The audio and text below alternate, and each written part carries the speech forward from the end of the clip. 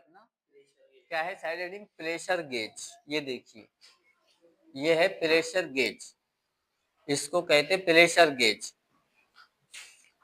अब कहाँ लगा हुआ रहता है? आपने देखे होंगे एक तो पंक्चर वाला जब हवा भरता आपको तो ये उसके साथ में पाइप के साथ में लगा हुआ होता और इसके ऊपर से चेकिंग होती, काहे की चेकिंग होती, प्रेशर मालूम होता। क्या मालूम होता है इससे? प्रेशर मालूम होता। ठीक है। और ये जनरली जब अपन वाटर टैंक यानी पानी वगैरह का सप्लाई भरते, ठीक है, या गैस वाला गैस भरता, और जो सोडे वाला देखिए ना आपने गर्मियों में सोडा पीते होंगे, सोडे के ऊपर सिलेंडर पर ये लगा हुआ रहता है ना, जब वो सोडे के बोतल के अंदर में हवा भरता तो इसके ऊपर से वो प्रेशर देखता कि कितनी सोडे के बोतल में कितना हवा जो है उसके अंदर में भरी गई। अब ये जो कांटा इसके अंदर में लगा हुआ दिख रहा आप, जैसा जैसा प्रेशर बढ़ता तो ये कांटा 0 से 1 पे जाएगा, 1 से 2 पे जाएगा, 1 से 3 पे जाएगा। तो इसको आप काय में कैलकुलेट करेंगे? PSI।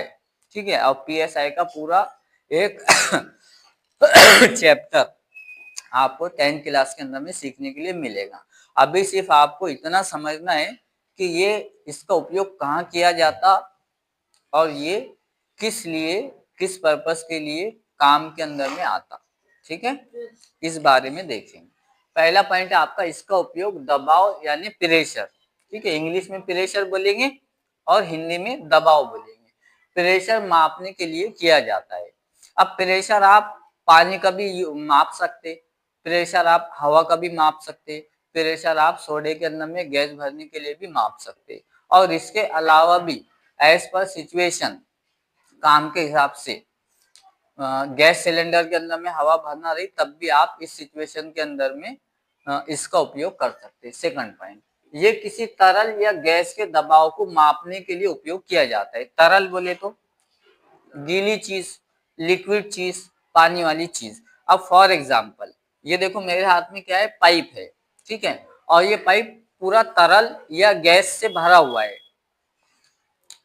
पूरा तरल है या गैस से भरा हुआ है।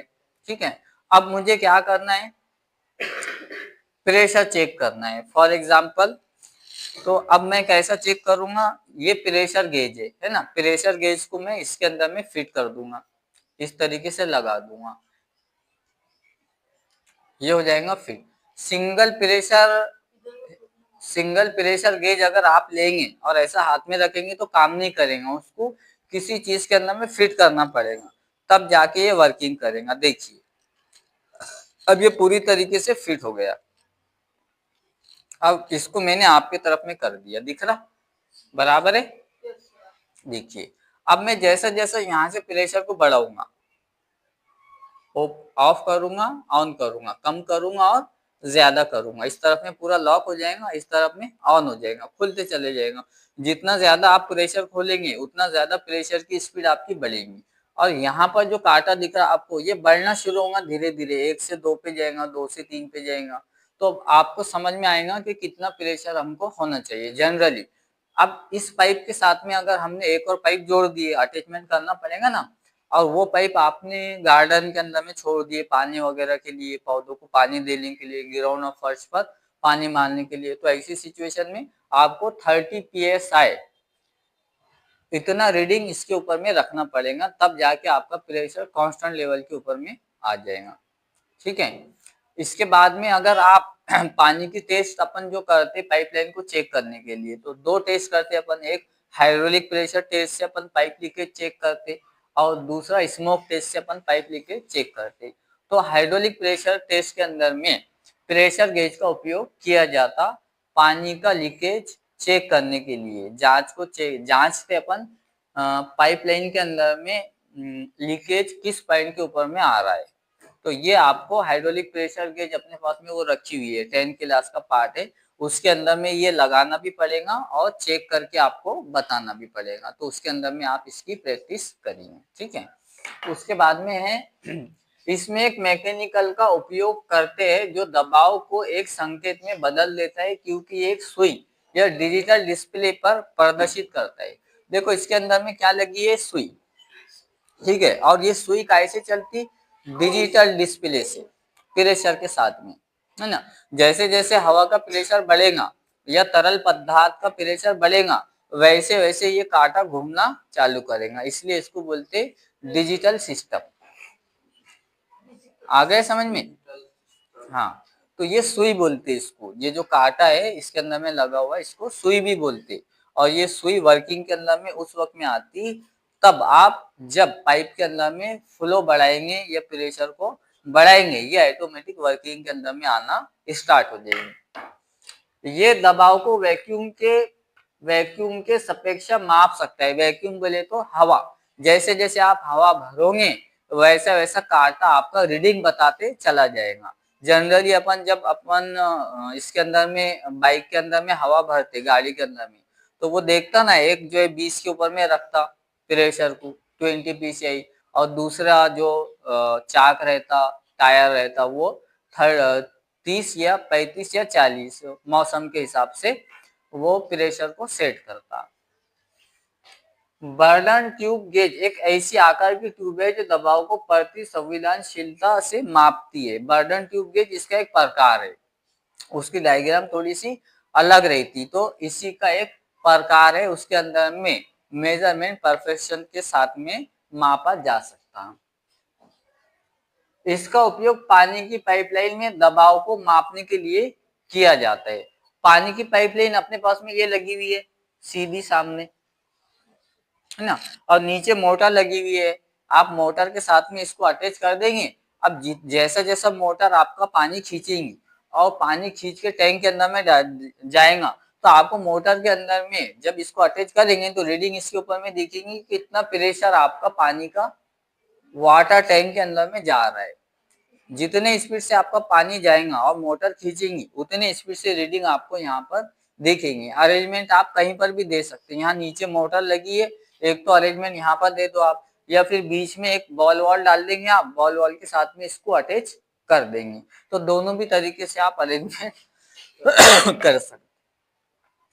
इसका उपयोग इंजन में दबाव को मापने के लिए किया जाता है। इंजन देखे आपने, अभी तो कम हो गए जनरली जो रोड के ऊपर में चलते, है ना, तो उसके अंदर में सिस्टम अलग रहता, उसके अंदर में ऐसा सिस्टम नहीं रहता, बड़ा वाला रहता और डिजिटलाइज रहता।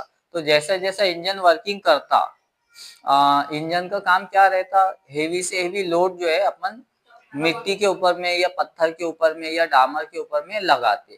अब जितना लोड लगाते अपन या जितनी स्पीड रहती, वो सिस्टम यही रहता, सिर्फ जो है सिस्टम उसके ऊपर में डिस्प्ले बड़ा रहता, तो वो कांटा आपको घूमते हुए बताता कितने स्पीड से चल रहा, कितना लोड उसके ऊपर में आ रहा, कितना बर्डन उसके ऊपर में आ रहा। पत्थर के रीडिंग आपको अलग बताएगा, मिट्टी की अलग बताएगा, डामर की अलग बताएगा, लेकिन प्रोसीजर यही रहेगी।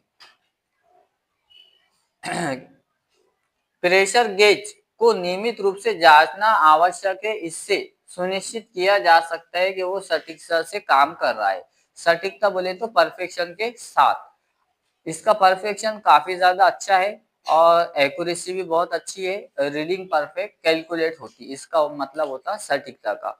तो आप किसी भी तरल पदार्थ के ऊपर में अगर लगाएंगे तो आपका मेजरमेंट परफेक्ट आएगा, उसके अंदर में कोई मिस्टेक नहीं होगी। ये डायग्राम मैंने बनाया जैसी अपन ने देखे, उसके अंदर में ये एडजस्टमेंट नट है, यहाँ पर आप किसी भी पाइप को अटैच कर सकते हैं, और ये रीडिंग है।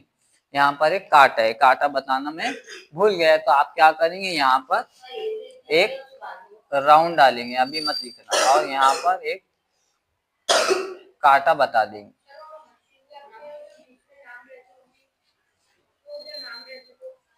नाम बस इतना ही लिखना है, ठीक है। और अगली साइडिंग है आपकी वर्नियर कैलिपर, ये मोस्ट इंपॉर्टेंट टॉपिक है, वो रखिए अपने पास में वर्नियर कैलिपर। इसके 2 ही पॉइंट मैंने यहाँ पे लिखा, अगली क्लास में वर्नियर कैलिपर निकालेंगे और फिर वो डिस्प्ले को समझेंगे। तो इसका अंदर में ये देख लो अंतर क्या है। इसका उपयोग मिलीमीटर तक लंबाई को मापने के लिए किया जाता है। मिलीमीटर बोले तो mm, और mm कितना होता है, छोटा सा mm होता। तो छोटी वस्तु कोई भी हो सकती, ये ले लेंगे आप एल्बो, ये ले लेंगे पेन, और ये ले लेंगे आप पेचकस, ये सारी छोटी वस्तुएं है। तो छोटी वस्तु को मापने के लिए आप वर्नियर कैलिपर का उपयोग करेंगे। लिखो मत ना बेटा, 2 मिनट रुक जाओ ना। छोटी वस्तु की लंबाई सटीक रूप से मापने के लिए इसका उपयोग किया जाता है। सटीक बोले तो परफेक्शन के साथ, जैसे रबर है, शार्पनर है, पेंसिल है। तो ये छोटी वस्तु की लंबाई सटीकता परफेक्शन के साथ मापी जा सकती है। इसका उपयोग आंतरिक लंबाई और बाहरी लंबाई को मापने के लिए किया जाता है। आंतरिक बोले तो अंदर वाली लंबाई को मापना और बाहरी बोले तो आउटर वाले हिस्से को मापना। जैसा फॉर एग्जांपल अगर आप ये लेंगे तो ये पोर्शन जो कंसीडर करेंगे आप, ये हो जाएगा आउटर, तो ये हो जाएंगे आउटर लेंथ यानी आउटर लंबाई। और ये जो मेजरमेंट देख रहे हैं आप, ये हो जाएगा इनर यानी इंटरनल डायमीटर या इंटरनल लेंथ या इंटरनल कॉर्ड। आप इसको वर्नियर कैलिपर की सहायता से मेजरमेंट कर सकते, आउटर और इनर दोनों भी लेंथ आप यहाँ पर निकाल सकते। ठीक है।